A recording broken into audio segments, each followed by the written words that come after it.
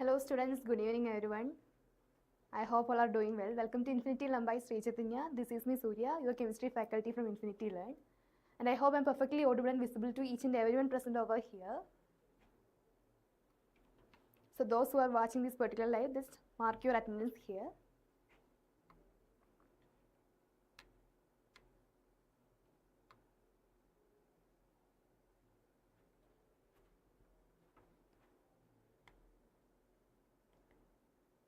Hi Durgecha, good evening, welcome to the session.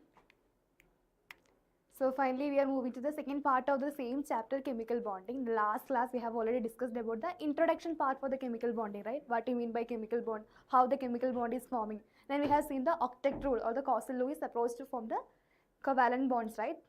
Chemical bond or the Lewis theory we have already studied. Hi Arush, good evening. So here we are going to discuss about the next topic. In the case of chemical bonding, we have already seen there will be two types of bonds are forming, right? Either by the transfer of electrons or the sharing of electrons. So here we are dealing with the sharing of electrons or the covalent bond. So we can directly move to our topic here. What do you mean by covalent bond?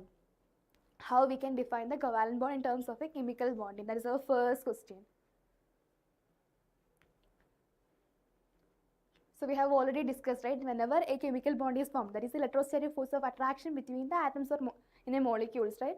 So in the case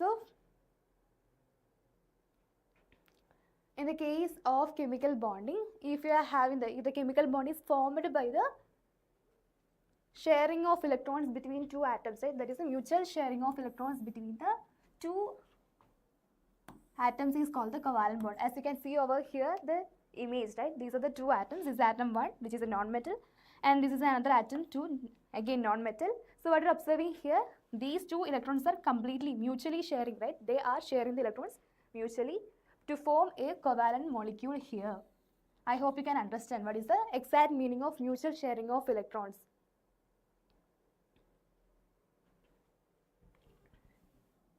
Then this covalent bond is otherwise also known as the electron pair bond. Why? Because the electron pairs are mutually sharing here. That is why they are known as the electron pair bond or the covalent bond. I hope you understand the basic information about the covalent bond. Now let us see what is the condition for the formation of covalent compounds of the covalent bond. Do you have any idea about that?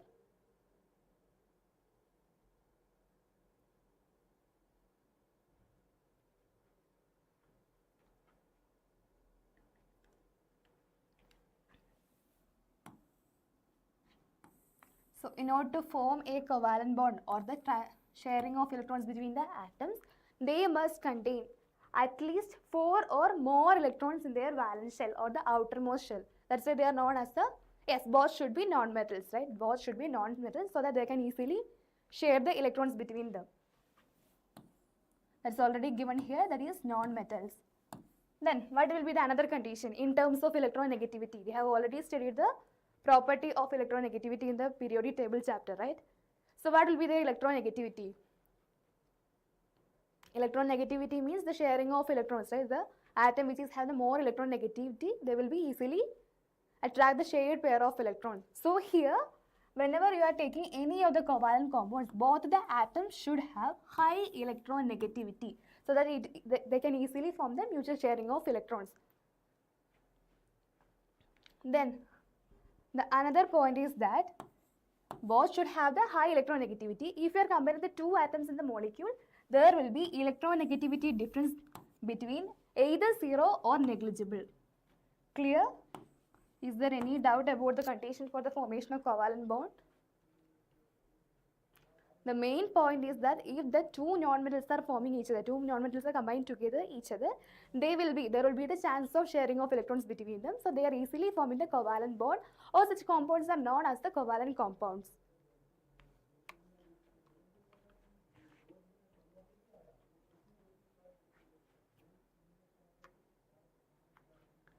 Okay, now we will be directly moving to the classification of covalent bonds. So as we already know, they are the sharing of electrons, right? But in the case of atoms, if they are equally sharing or unequally sharing, based on that, these covalent compounds or the covalent bonds can be either classified into two. First one is the non-polar covalent bond and another one is the polar covalent bond. So is there any idea about that? Do you familiar with the terms? I have already mentioned, right? Either it is shared equally or unequally. These are the two types of covalent bonds. One is the polar covalent bond and another one is the non-polar covalent bonds. Let us see one by one. So from the image itself, you can just get an idea, right? So what you're observing in this image? Anyone?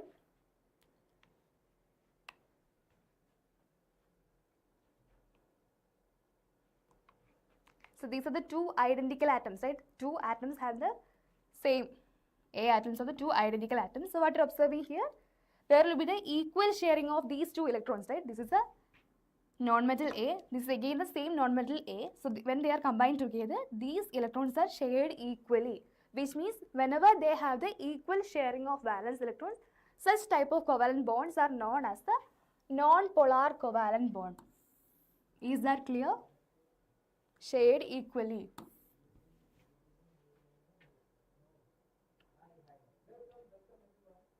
Yes, it should be non-polar. Yes, they will be sharing the one electron. I hope you understand, right? So if you are having the same type of atoms or same type of atoms, they will be sharing the electrons in the equal pair, equal sharing. That they are share the electrons equally between the two bonded atoms, so that they are forming the non-polar covalent bond. So most common example, diatomic molecules, like hydrogen molecule means two hydrogen atoms are combined together. Both the electrons present in the hydrogen will be equally sharing there. Then again in the case of O2 molecule, diatomic oxygen, right? Then diatomic nitrogen, diatomic fluorine, chlorine, bromine, iodine, CH4, right? CH4, which means 4 hydrogen atoms, right? These 4 hydrogen atoms are combining with the carbon to form the corresponding non-polar covalent bond. 4 hydrogen atoms can equally share between the carbon atoms. Then P4SCD is also possible.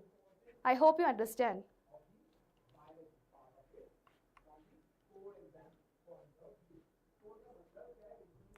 Now we will be moving to the second classification of the covalent bond as the polar covalent bond. Then what will be the polar covalent bond? We have already seen the non-polar covalent bond. Then what will be the idea for the polar covalent bond?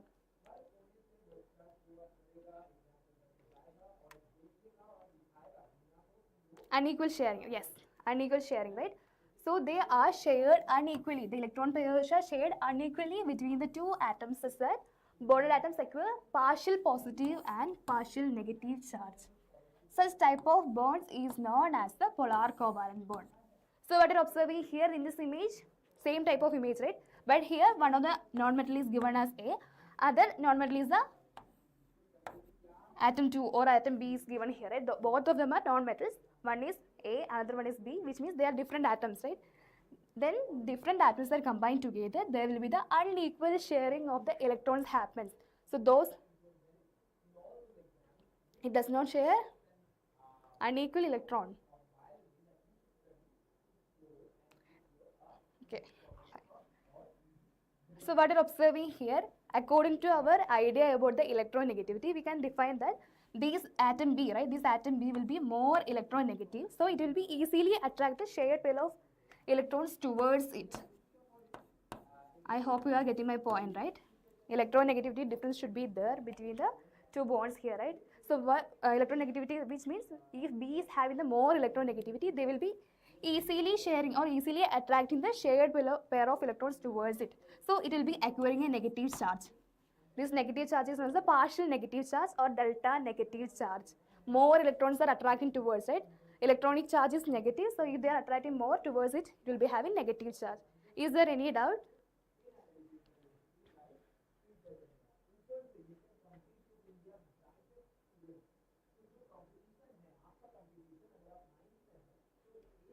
Then obviously B is attracting the shared pair of electrons towards it because of their high electronegativity. Then what is happening to A? They are just losing the electrons, right? Unequally they are sharing the electrons, but they are just losing the electrons. So obviously it will be having a delta positive charge.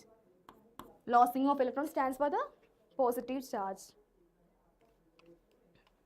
Okay, Irish, what is the confusion here?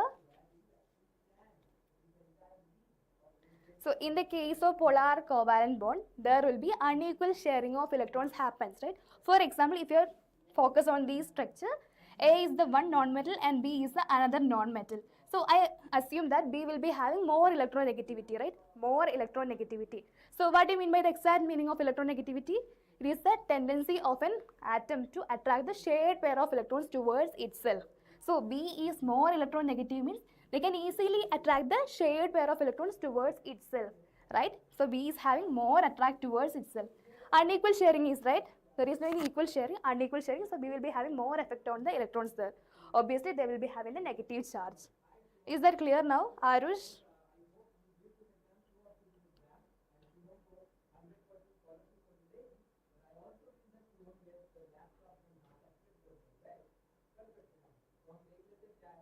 Okay.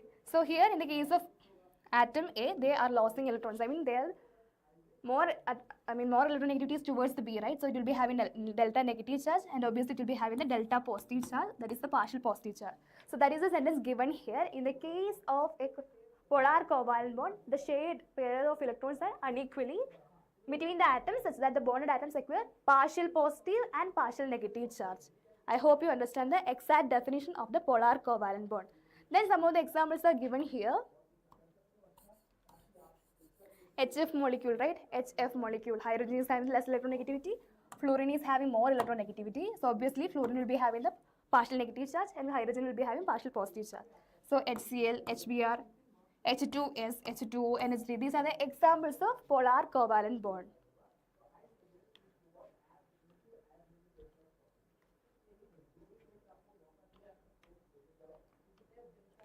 So again, some of the examples for the polar covalent bonds are given here. First example is the hydrogen chloride, right? Hydrogen chloride. Hydrogen is having the less electronegativity and chlorine is having the more electronegativity. So obviously they will be having the more sharing of electrons. I mean more attraction of the electrons towards the chlorine, delta negative charge, delta positive charge for the hydrogen. Then again in the case of water molecules, so what are observing here? As compared to hydrogen and oxygen, oxygen will be having the electronegativity difference there, right? So oxygen will be having the delta negative charge. The other hydrogen will be having delta positive charge. So obviously if you want to identify any of the compound, whether they are polar covalent bond, obviously they will be having either positive charge or the negative charge, partial positive charge or the partial negative charge. Then again in the case of methanol, right? Methanol. So in the case of methanol you can see that here is the unequal sharing of the electron pairs happens, right? So hydrogen will be having delta positive charge and oxygen will be having delta negative charge. Then again ammonia, right? Ammonia is also, hydrogen is having delta positive charge, nitrogen will be having delta negative charge.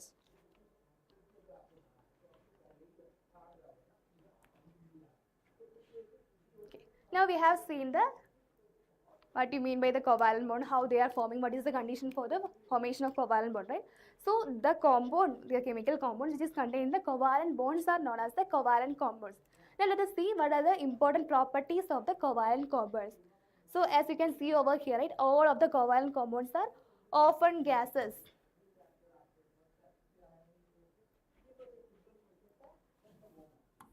Liquids or relatively soft solids at room temperature. So if you are taking the case of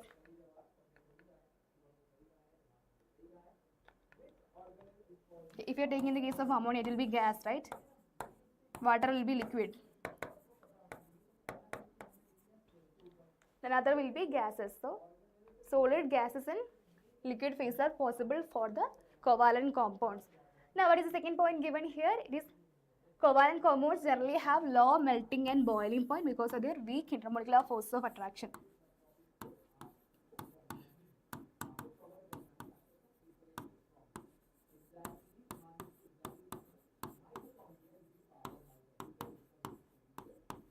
So this is the main point you have to keep in mind, that if you are comparing the ionic bond and the covalent bond, they will be having the weak intermolecular force of attraction between them, right? So because of their weak intermolecular force of attraction, they will be having the low melting and boiling point, and they are neither hard nor brittle.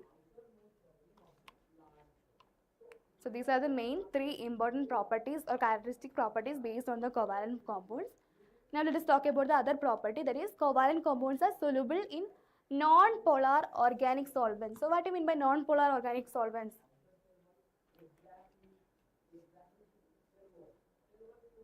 We have already seen non-polar and polar covalent compounds, right?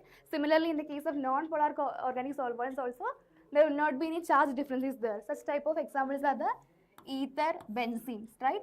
So whenever you are taking the covalent compounds, if you are trying to dissolve it in ether or benzene solution, they are easily soluble, right? Which means that they are non-polar dissoluble or soluble in the non-polar organic solvents. Clear?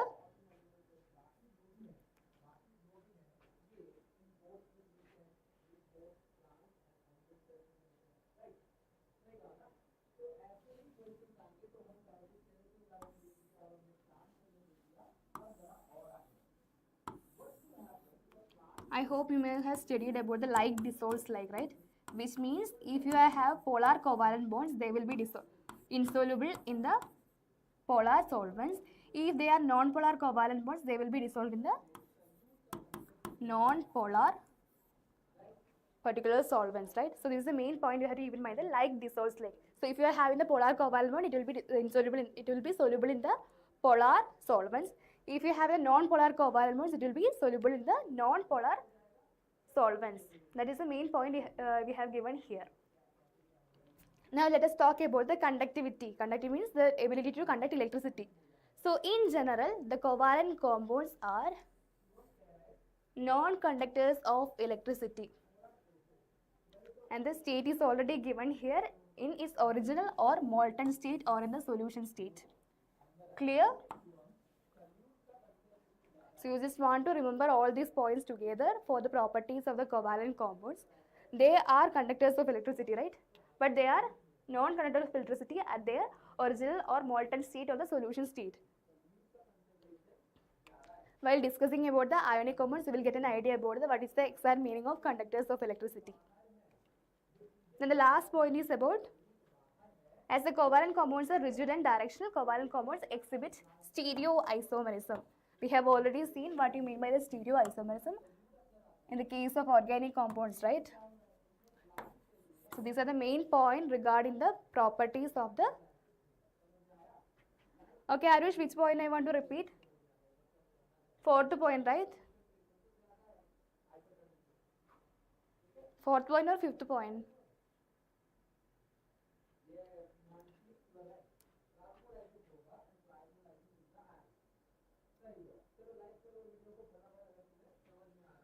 Main point you have to keep in mind that what do you mean by the solubility of the covalent compounds, right? Only one point you have to keep in mind, the like dissolves like, which means that if you have the polar covalent bonds means there will be the unequal sharing, right? So if you have the polar covalent bonds, they will be easily dissolved in the polar organic solvents. So polar organic solvents like water, right? Polar organic solvents like water. Then if you are having the non-polar covalent bonds, easily dissolves in the non-polar organic solvents like ether and benzene. I hope you understand now.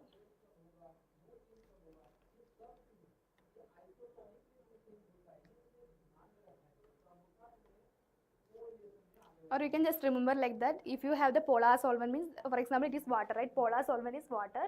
Then if you have the non-polar organic solvents, they are like ether or benzene. Is there any doubt now?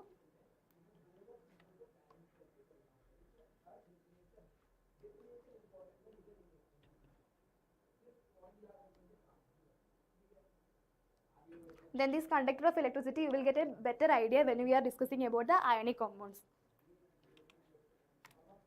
For a better explanation, you can just remember like that, covalent compounds in their original state or the molten state, they are non-conductors of electricity. They will not conduct any electricity in their solution state or the molten state.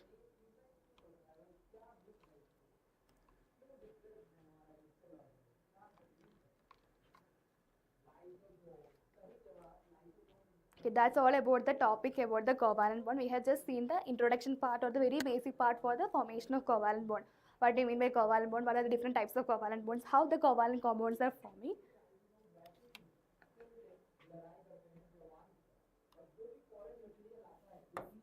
Okay, just for a reference I have given here. Stereoisomerism we have already seen, right? If not, we will be discussing detail about the organic chemistry chapter. So, yes, stereoisomerism, right?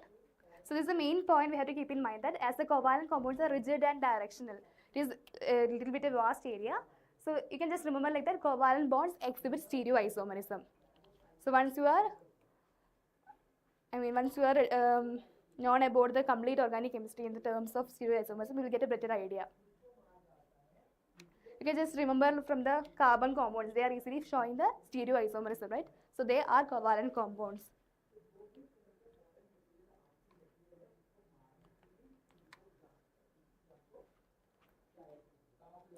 Okay, now let us practice some questions based on the topic we have studied today. Here is the first question, very easy question.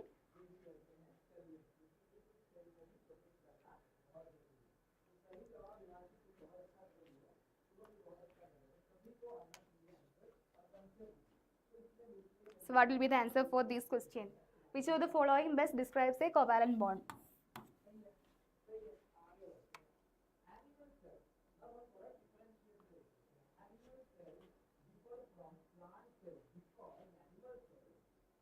Yes, option B, right? A bond formed by the sharing of electrons. So I have just given some questions just to revise the topic we have covered today.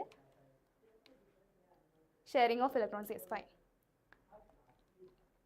Then what about the next question? Covalent bonds typically form between, whether it is formed between metals or non-metals, or two metals, two non-metals, or noble gases.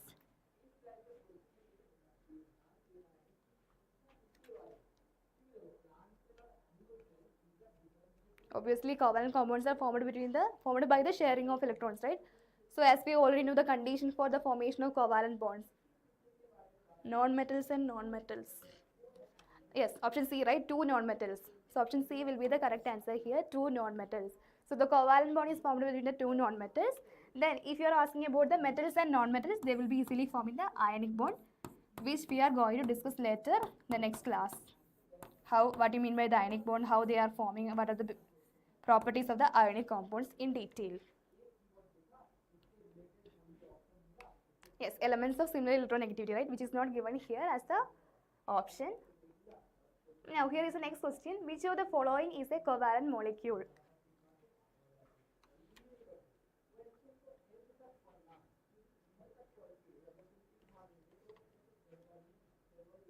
Yes, in the case of two metals metallic bonds, right, we have already studied in the third chapter, metals and non-metals.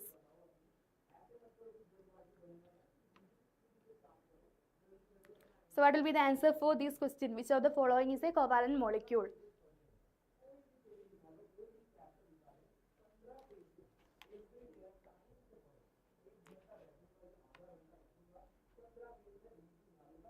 Okay, Ryan is giving me the option as option C, and Arush is giving option D. Yes, option C is the correct answer, right?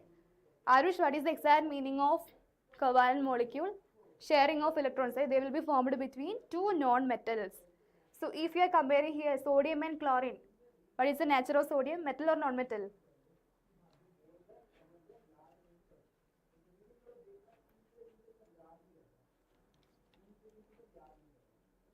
Okay, how it is possible in the case of water molecule? We have already seen, right? Hydrogen and oxygen, two pairs of electrons are shared there.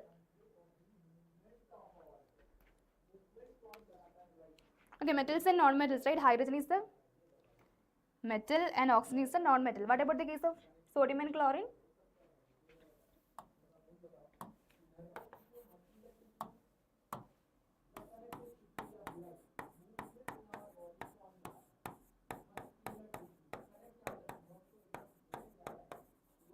So we'll be discussing detail about the ionic compounds. Then you will get an idea how these NaCl is forming, right? Sodium is removing one electron from the sodium plus ion, and chlorine is accepting one electron from the sodium to form the sodium chloride. Again, in the case of MgO also, two electrons are lost by the magnesium and two electrons are gained by the oxygen. So they are forming the ionic compound of magnesium oxide. Then again, in the case of KBr also, potassium is losing one electron and bromine is accepting that one electron to form the potassium bromide. But in the case of Yes, in the case of water molecule, they are non-metals, right?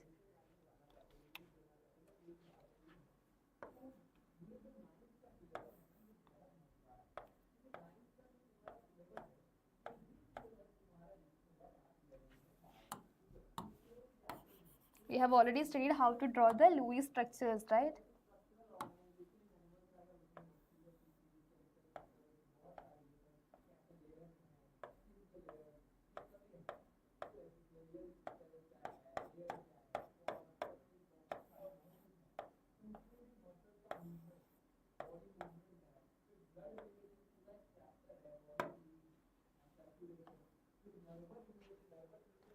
So while drawing the structure of H2O molecule, I hope you can understand the structure given here. Oxygen and hydrogen, right? Two pairs of electrons are shared here. These are forming the covalent bonds. And again, two lone pairs are present in the case of water molecule, right? Which are not participating in the bond pairs. I hope you understand why water molecule is considered as a covalent molecule. Now we are moving to the next question. What is the characteristic property of a substance with covalent bonds?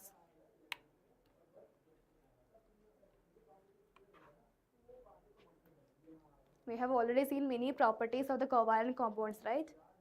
So what is the characteristic property of substance with covalent bonds?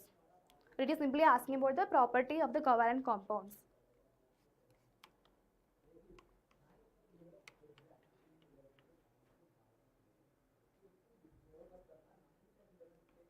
What will be the answer?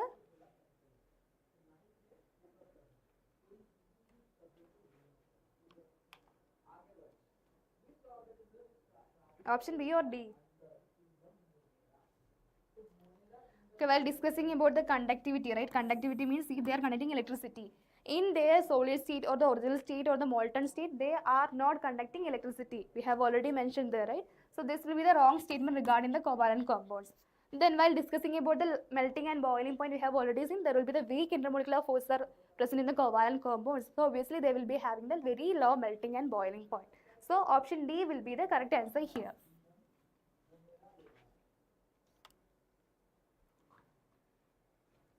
Is that clear?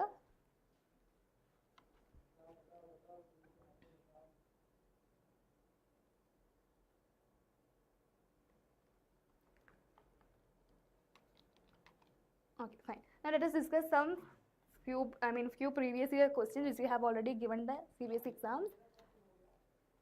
Explain why covalent compounds do not conduct electricity while ionic compounds do.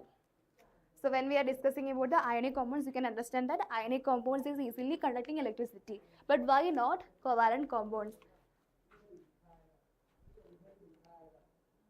So what will be the answer?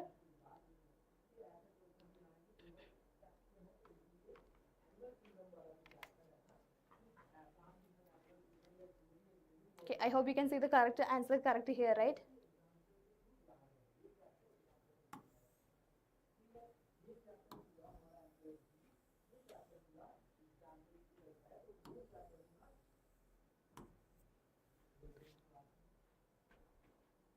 Yes, absence of ions, right? Yes, absence of ions. So while discussing about the ionic compounds, we can see that conductivity of electricity means they should contain at least ions are the, movement of ions are forming the electricity, right? So they will be having the free ions in their state, free ions in their solid state or the corresponding state. But in the case of covalent bonds, as we already know, they are sharing the electrons, right? They are sharing the electrons and these shared electrons are tightly held between atoms, which means that there is no any free ions present, right? There is no any free ions present. That is why they are not available for the conduction or they will not conduct electricity. But what about the case of ionic compounds? Ionic compounds conduct electricity in their molten state or when dissolved in the water because they dissociate into free ions which can move and carry electric current. For example, if you are taking the sodium chloride, right?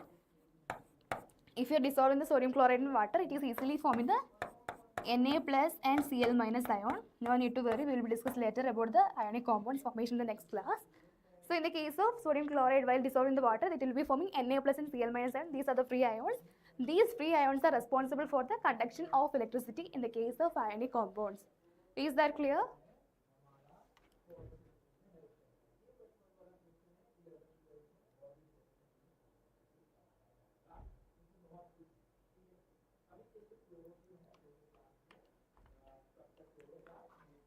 Okay, here is our next question.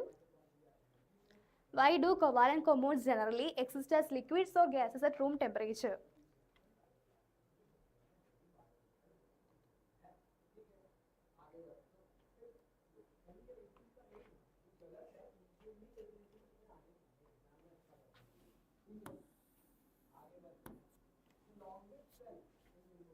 So this is the proper answer. They will be having the weak intermolecular forces. Maybe you may have idea about the van der Waals forces or dipole interaction, right? So between their molecules, they will be having the very weak intermolecular forces. That's why they are existing in the case of liquids or gas at room temperature. And they will be having the very low melting and boiling point, right? And these weak forces require very little energy to overcome, resulting in low melting and boiling point. So these are the properties of the covalent compounds, and they are responsible from the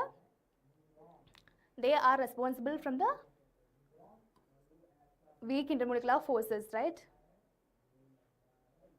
Then at room temperature, they will be exist in either liquid or gaseous state. I hope you understand.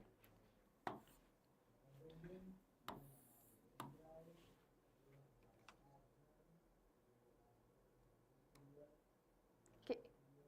Is there any doubt? The main point, they will be having the weak intermolecular forces either in van der Waals force or dipole interaction, depending on the molecules.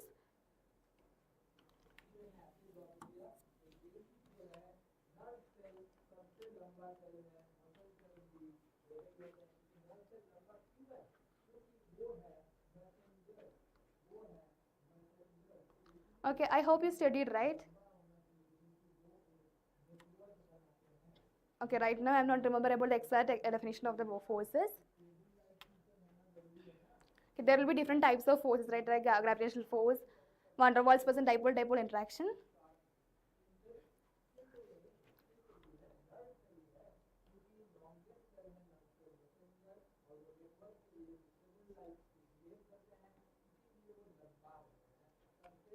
Okay, it is the weakest force. Let us discuss later about the van der Waals forces.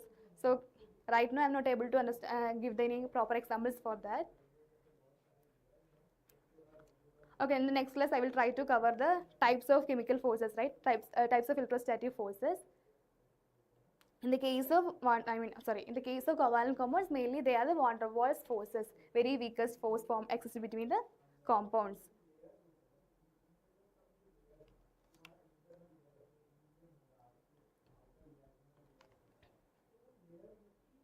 Okay, what do you mean by molten state? Whenever we are melting, right? The melt form is simply known as the molten state. I hope you studied in the grade 9 about the forces. I have no idea about that. Durgeshwar, is that clear?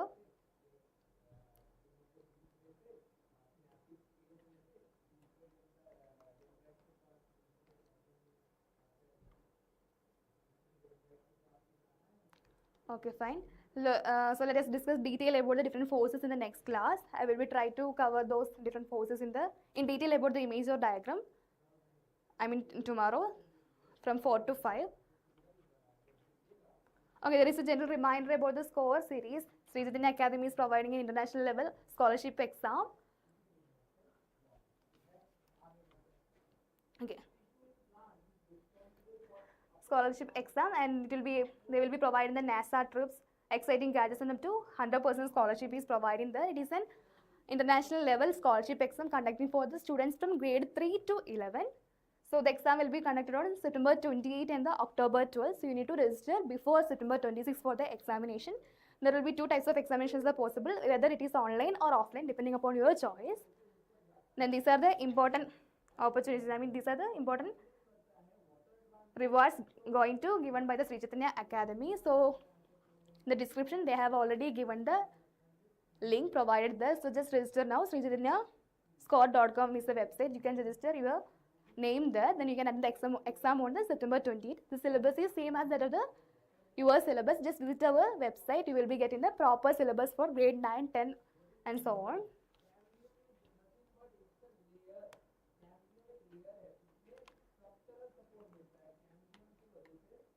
Okay, fine. So that's all about from my side for today. In the next class, we are going to discuss about the formation of ionic bond, how the ionic bond is formed, how the ionic compounds are forming. Then let us discuss about the difference between ionic compounds and the covalent bonds. So thank you so much all of you. See you in the next class. Tomorrow our class timing is from 4 to 5, Friday 4 to 5. So if you guys enjoy the session, hit the like button, share these classes to your friends also. Subscribe our channel, Infinity Learn 9 and 10 channel. If you want to get the session PDF, you need to join our Telegram channel, Infinity Learn 9 and 10 Telegram channel. So thank you so much all of you. See you in the next class. Bye-bye.